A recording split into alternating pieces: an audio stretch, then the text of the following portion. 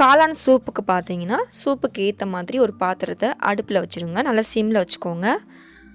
பாத்திரம் நல்லா காஞ்ச பிறகு ஒரு அரை கரண்டி அளவுக்கு எண்ணெய் விட்டுக்கோங்க. இப்போ எண்ணெய் நல்லா சூடான பிறகு இடித்த பச்சை மிளகாய், பூண்டு, இஞ்சி இந்த மூணுத்தையும் ஒரு 2 ஸ்பூன் அளவுக்கு சேர்த்துட்டு எண்ணெயில் நல்லா பச்சை வாசனை போகிற அளவுக்கு வதக்கிக்கோங்க. இன்னும் நம்ம மணப்பெண் சமையலை சப்ஸ்கிரைப் பண்ணாதவங்க வீடியோ கீழே இருக்க ரெட் கலர் சப்ஸ்கிரைப் பட்டனை ப்ரெஸ் பண்ணுங்கள். பக்கத்தில் இருக்க பெல் ஐக்கானை கிளிக் பண்ணி ஆல் செலக்ட் பண்ணிங்கன்னா உங்களுக்கு மணப்பெண் சமையலோட நோட்டிஃபிகேஷன் கரெக்டாக உங்களுக்கு அப்டேட் ஆகும். அடுத்து ஒரு பவுலில் 2 ஸ்பூன் அளவுக்கு உப்பு, 2 ஸ்பூன் அளவுக்கு தனியா பவுடர், அடுத்து பார்த்தீங்கன்னா சிக்கன் மசாலா பவுடர் பார்த்தீங்கன்னா ஒரு 2 ஸ்பூன் அளவுக்கு எடுத்துக்கோங்க.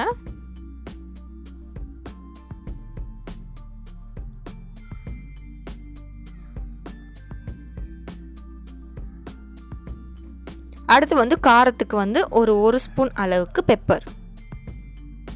இதை ஒரு பவுல் எடுத்துகிட்டு இஞ்சி பூண்டு வாசனை பச்சை வாசனை போன பிறகு இதை அந்த எண்ணெயோடு சேர்த்து நல்லா வதக்கிக்கோங்க. வதக்கிட்டு 2 லிட்டர் அளவுக்கு நம்ம தண்ணி விட போகிறோம்.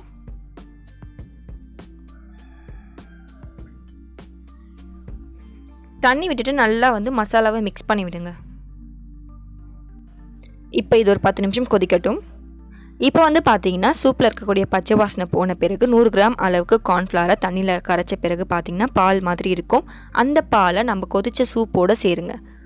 சேர்க்கும் போதே பார்த்தீங்கன்னா உங்களுக்கு சூப் கொஞ்சம் கெட்டியான மாதிரி தெரியும். அந்த மாதிரி வந்த பிறகு அடுப்பை ஆஃப் பண்ணிடுங்க. ஆஃப் பண்ணிவிட்டு நம்ம ஒரு பாக்ஸ் அளவுக்கு மஷ்ரூம் எடுத்து வச்சுருக்கோம். இப்போ சூப்பில் பார்த்தீங்கன்னா ஒரு அரை கட்டு அளவுக்கு கொத்தமல்லி சேர்த்து நல்லா மிக்ஸ் பண்ணிக்கோங்க. மிக்ஸ் பண்ண பிறகு நம்ம எடுத்து வச்சுருக்க மஷ்ரூமை எந்த ஷேப்பில் வேணாலும் நீங்கள் கட் பண்ணிக்கலாம். கட் பண்ணிவிட்டு அடுப்பை ஆஃப் பண்ண பிறகு நீங்கள் அந்த மஷ்ரூமை சூப்போடு சேர்த்துருங்க. இவ்வளோதான் ஃப்ரெண்ட்ஸ், சுவையான மஷ்ரூம் சூப். நல்ல ஒரு மழை காலத்தில் உங்களுக்கு இந்த மாதிரி சூப்லாம் உங்களுக்கு ரொம்ப ஹெல்ப்ஃபுல்லாக இருக்கும். நல்ல ஒரு கோல்ட் டைமில், நல்லா சளி பிடிச்சிருக்க டைமில் நல்லா பெப்பர் தூக்கலாக போட்டு இந்த மாதிரி சூப்லாம் நீங்கள் குடிச்சிங்கன்னா உங்களுக்கு ரொம்ப பிடிக்கும்.